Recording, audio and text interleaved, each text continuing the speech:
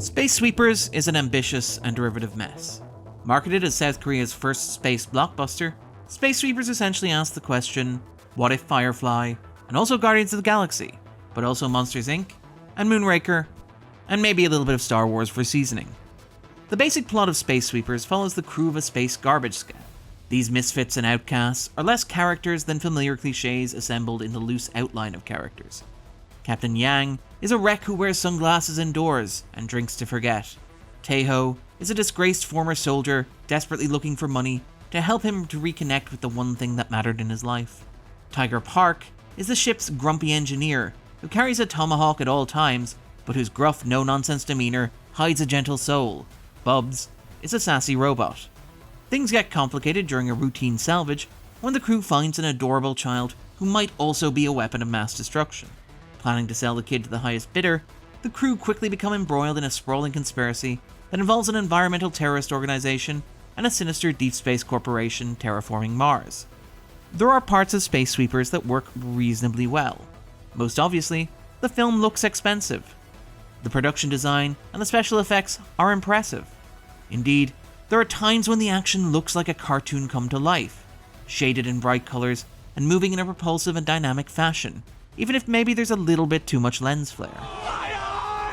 Even in terms of plot, there's a reason that so many of the narrative elements of Space Sweepers are familiar, bordering on cliché. For the most part, those elements kinda work when they're assembled like this. There's a reason that so much of pop culture is built around surrogate families of misfits and outlaws who aren't quite as jaded as they initially appear. I don't have friends. I got family. Space Sweepers occasionally feels like a reheated piece of 80s or 90s American sci-fi cinema. Something like Aliens, or RoboCop, or Total Recall. There's something vaguely clever in the idea of a science fiction film about people risking their lives to clean up after the messes mankind makes in space, even if that premise is quickly brushed aside. However, the film's cartoonishness is also its biggest problem. None of the characters are especially interesting or compelling. The only performer who makes an impression is Kim Tae-rae as Captain Yang, probably still best known to international audiences for her breakout role in The Handmaiden.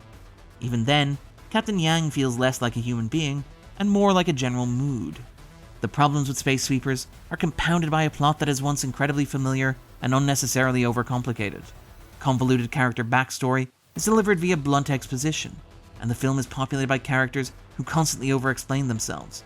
Scenes that run consistently longer than they need to in order to tell the audience things that they already know. The film's runtime drags, in large part because it keeps hitting the same beats over and over.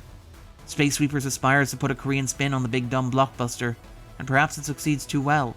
Space Sweepers might just be too big and too dumb for its own good. Space Sweepers is streaming on Netflix now.